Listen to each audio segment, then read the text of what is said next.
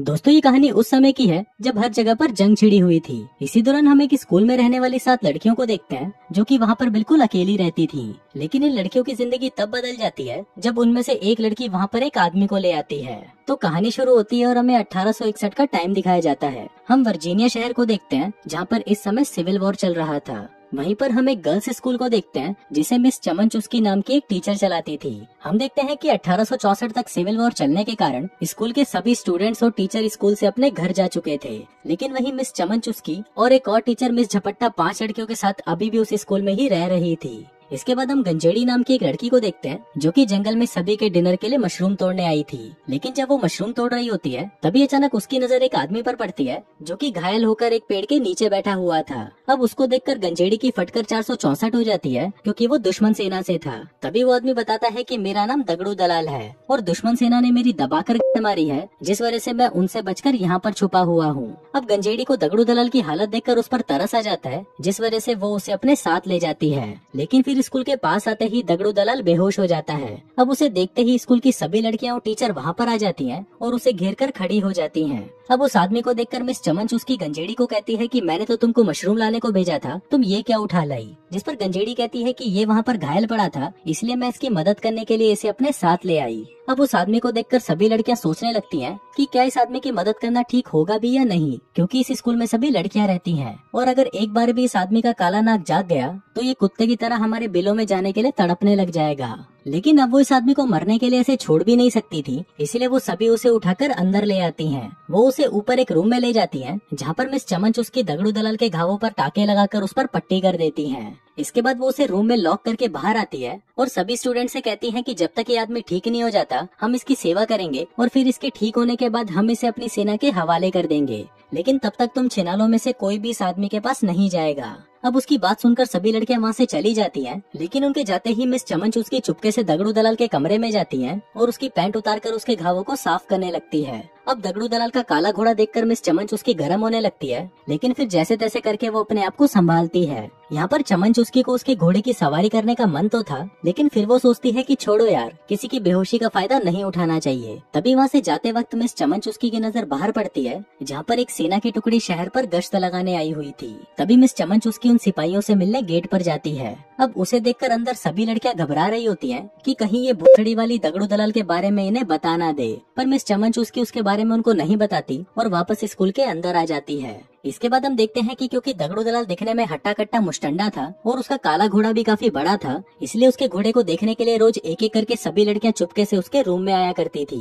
वो उससे वहाँ पर बैठकर बातें किया करती थी जिससे उनको भी काफी अच्छा महसूस होता था। इसके बाद हम देखते हैं कि मिस चमन चुस्की सभी लड़कियों के साथ बैठकर प्रेयर कर रही होती है। तभी प्रेयर के बाद वो जानबूझकर सभी से पूछती है कि क्या किसी को भी कोई और दुआ मांगनी है, जिस पर मिस झपट्टा कहती है कि हाँ, मैं चाहती हूँ कि दगड़ू दलाल जल्दी से जल्दी ठीक हो जाए। अभी सुनकर मिस चमन चुस्की समझ जाती है कि अब मिस झपट्टा भी दगड़ू दलाल का घोड़ा लेने के लिए तड़प रही है। हम देखते हैं कि जहाँ पर दगड़ू दलाल का घोड़ा लेने के लिए स्कूल की सभी लड़कियां आपस में लड़ रही थी, वहीं ये दोनों टीचर्स भी उसका घोड़ा लेने के लिए बेताब थी। इसके बाद हम देखते हैं कि स्कूल की सभी लड़कियां दगड़ू दलाल को इम्प्रेस करने के लिए अलग अलग चीजें करती हैं, जैसे कि कोई उसके सामने सज धज कर आती है तो कोई उसके लिए अच्छे अच्छे पकवान लेकर आती है ताकि उनमें से किसी से तो दगड़ू दलाल इम्प्रेस हो जाए और उन्हें वहीं पकड़कर घोड़ी बना दे। इसके बाद हम देखते हैं कि एक दिन मिस चमन चुस्की दगड़ू दलाल के रूम में आती है, जिसको देखकर दगड़ू दलाल समझ गया था कि मिस चमन चुस्की यहाँ की बॉस है और यहाँ पर उसी की चलती है और अगर मैं इसे पटा लेता हूँ तो मेरी चांदी हो जाएगी। अब दगड़ू दलाल मिस चमन चुस्की को इम्प्रेस करने की कोशिश में लग जाता है।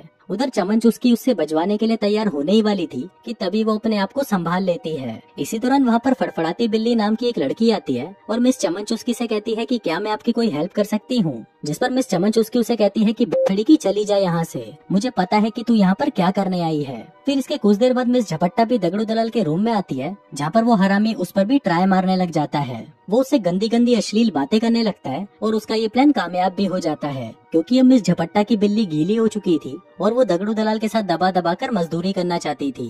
फिर इसके बाद क्या था, मिस झपट्टा दगड़ू दलाल के बिस्तर पर आती है जहाँ पर वो दोनों दबा दबा कर मजदूरी करते हैं। इसके बाद हम मिस चमन चुस्की को देखते हैं जो कि सभी स्टूडेंट्स के साथ मिलकर प्रेयर कर रही होती है, लेकिन तभी वहाँ से फड़फड़ाती बिल्ली उठती है और मूतने का बहाना लगाकर बाहर चली जाती है। फिर वो वहाँ से सीधा दगड़ू दलाल के रूम में जाती है और उसे पकड़कर चूसने लगती है। अब यहाँ पर दगड़ू दलाल को भी मजा आ रहा था, इसलिए वो भी इस मूवमेंट को एंजॉय करने लगता है। लेकिन फिर चूसते चूसते फड़फड़ाती बिल्ली को याद आता है कि मिस चमनचुस्की उसका इंतजार कर रही होगी, इसलिए वो वहाँ से चली जाती है। इसके बाद रात को हम देखते हैं कि जब लड़कियां साथ में डिनर कर रही थी, तभी वो सभी मिलकर फैसला करती हैं कि अब वो दगड़ू दलाल को खुश करने के लिए कुछ नया करेंगी। अब वो सभी दगड़ू दलाल को म्यूजिक सुनाकर खुश करने की कोशिश करती हैं, लेकिन दगड़ू दलाल को म्यूजिक में कोई इंटरेस्ट नहीं था, क्योंकि उसे तो उनके कुएं की खुदाई करनी थी। अब ये सब चल ही रहा था कि तभी कोई स्कूल का दरवाजा खटखटाता है। फिर मिस चमनचुस्की दरवाजा खोलती है और देखती है कि ये तो वही गश्त लगाने वाले सैनिक होते हैं। वो यहाँ पर बस चेक करने आए थे कि सब कुछ ठीक है या नहीं, जिसके बाद वो वहाँ से चले जाते हैं। इसके बाद हम मिस चमनचुस्की को देखते हैं, जो कि दगड़ू दलाल के साथ बैठकर वाइन पी रही होती है और ये दोनों किसी चीज के बारे में बातें कर रहे होते हैं। लेकिन इसी दौरान दगड़ू दलाल सोचने लगता है कि मिस चमनचुस्की बहुत ज्यादा स्ट्रांग है और अगर उसे यहाँ पर आराम से रहना है तो उसे मिस चमनचुस्की को पटाना ही होगा। फिर अगले दिन हम देखते हैं कि दगड़ू दलाल वहाँ पर स्कूल की गार्डनिंग का काम करने लगता है, क्योंकि वो वहाँ से नहीं जाना चाहता था। अब भला वो यहाँ से क्यों ही जाएगा, क्योंकि जिस इंसान के पास गहरे कुओं की लाइन लगी हुई हो, वो इन सबको छोड़कर जंग में मरने क्यों जाएगा। उधर हम चमनचुस्की को देखते हैं, जिसकी नजर दगड़ू दलाल के जख्मों पर पड़ती है, जो कि अब ठीक हो चुके थे। अब क्योंकि वो बिल्कुल ठीक हो चुका था, तो वो यहाँ पर नहीं रह सकता था। लेकिन तभी दगड़ू दलाल मिस चमनचुस्की से कहता है कि वो यहाँ से नहीं जाना चाहता और वो यहाँ पर रहकर गार्डनर का काम करना चाहता है। लेकिन मिस चमनचुस्की उसे फिर से मना कर देती है और कहती है कि तुम यहाँ पर नहीं रह सकते। अभी सुनकर दगड़ू दलाल सोचता है कि उसे यहाँ पर रहने का कोई और जुगाड़ बिठाना होगा। जिसके बाद वो सीधा मिस झपट्टा के पास जाता है और उसे प्रपोज कर देता है। कहता है कि डार्लिंग, मैं तुमसे बहुत प्यार करता हूँ। अभी सुनकर मिस झपट्टा बहुत खुश होती है और वो दोनों वहीं पर ही एक दूसरे को चूसने लग जाते हैं। इसके बाद वो दोनों मजदूरी का कार्यक्रम करने ही वाले थे कि तभी वहाँ पर एक लड़की आ जाती है और इन दोनों का ये कार्यक्रम अधूरा ही रह जाता है। इसके बाद हम देखते हैं कि मिस चमनचुस्की दगड़ू दलाल को डिनर के लिए इनवाइट करती है, क्योंकि आज यहाँ पर उसकी आखिरी रात है और उसे कल यहाँ से निकाल दिया जाएगा। इसलिए आज रात वो सभी मिलकर जश्न मनाते हैं। फिर डिनर के बाद दगड़ू दलाल मिस झपट्टा के कान में कहता है कि मैं आज रात तुम्हारे रूम में आऊंगा और फिर हम दोनों साथ में पलंग तोड़ मजदूरी करेंगे। फिर उसी रात हम देखते हैं कि मिस झपट्टा अपने रूम में दगड़ू दलाल का इंतजार कर रही होती है। लेकिन इतना ही नहीं, दूसरी तरफ मिस चमनचुस्की भी अपने रूम में दगड़ू दलाल का इंतजार कर रही होती है, क्योंकि उसको भी लग रहा था कि आज रात को दगड़ू दलाल उसकी लेकर ही जाएगा। लेकिन फिर काफी देर बीतने के बाद भी दगड़ू दलाल नहीं आता। तभी मिस चमनचुस्की को नीचे जोरों की आवाज सुनाई देती है, तो वो अपने रूम से बाहर आकर देखती है कि ये आवाज तो दगड़ू दलाल के रूम से आ रही है। फिर मिस चमनचुस्की जैसे ही उसके रूम का दरवाजा खोलती है, तो वो देखती है कि दगड़ू दलाल ने फड़फड़ाती बिल्ली को घोड़ी बना रखा है और वो उसकी दबा दबा कर ले रहा है। अभी देखकर मिस चमनचुस्की को बहुत गुस्सा आता है और वो दगड़ू दलाल को वहाँ से जाने को कहती है। दगड़ू दलाल कहता है कि मैं तो सिर्फ इसका बुखार चेक कर रहा था। चमनचुस्की कहती है कि हाँ बुखड़ी के गांड से बुखार कौन चेक करता है। जिसके बाद वो उसे सीढ़ियों से नीचे धक्का दे देती है।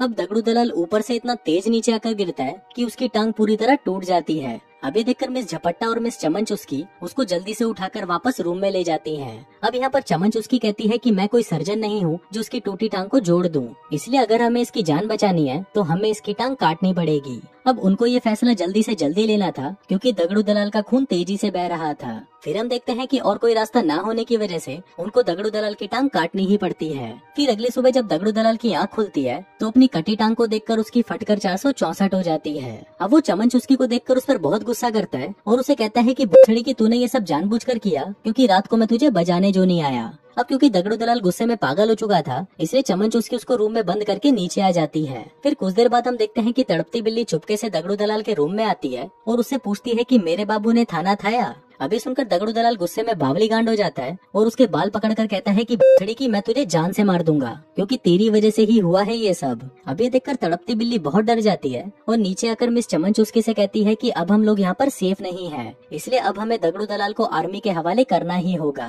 लेकिन तभी वहाँ पर दगड़ू दलाल आ जाता है और उनको कहता है कि बछड़ी वालों, अगर तुम लोगों ने मुझे फिर से रूम में बंद करने की कोशिश करी तो तुम लोग सोच भी नहीं सकते कि तुम्हारे साथ क्या होगा।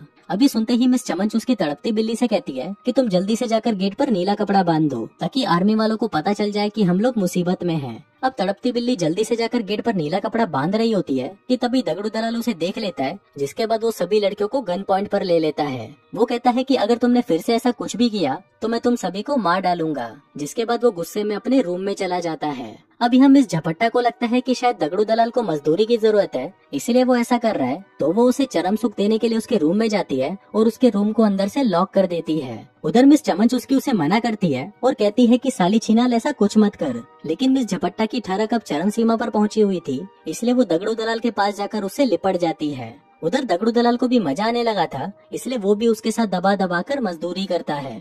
अब ये सब देखकर मिस चमन उसके गुस्से में पागल हो चुकी थी और वो सोचने लगती है कि इस दगड़ू दलाल का खेल अब खत्म करना होगा। लेकिन इसी दौरान एक स्टूडेंट उसे कहती है कि हम दगड़ू दलाल के खाने में जहर मिला देते हैं। अब ये आइडिया मिस चमन उसकी को भी सही लगता है। इसके बाद गंजेड़ी जंगल में जाती है और वहाँ से जहरीले मशरूमों को तोड़ लाती है। फिर उसी रात मिस चमन उसकी दगड़ू दलाल को डिनर के लिए इनवाइट करती है। लेकिन यहाँ पर दगड़ू दलाल को शक था कि कुछ तो गड़बड़ है, इसलिए वो झपट्टा को भी वो मशरूम खाने को कहता है। लेकिन तभी एक लड़की कहती है कि नहीं, मिस झपट्टा को मशरूम से एलर्जी है। अब दगड़ू दलाल को उसकी बातों पर विश्वास हो जाता है और वो अकेला ही उन मशरूम्स को खा जाता है। फिर कुछ देर बाद हम देखते हैं कि जहरीला मशरूम खाने की वजह से वो तुरंत नीचे गिर जाता है और दम घुटने से उसकी मौत हो जाती है। इसके बाद ये लोग स्कूल के गेट पर नीला कपड़ा बांध देते हैं और दगड़ू दलाल की बॉडी को कफन से लपेटकर दरवाजे पर रख देते हैं ताकि आर्मी वाले आकर उसकी बॉडी को उठा ले जाएं। इसके बाद हम देखते हैं कि मिस झपट्टा बहुत ही दुखी हो रही होती है क्योंकि वो दगड़ू दलाल के साथ ही अपनी जिंदगी बिताना चाहती थी और वहीं बाकी सभी लड़कियों की प्यास अभी भी अधूरी ही रह जाती है। और इसी अधूरी प्यास के साथ ये कहानी यहीं खत्म हो जाती है।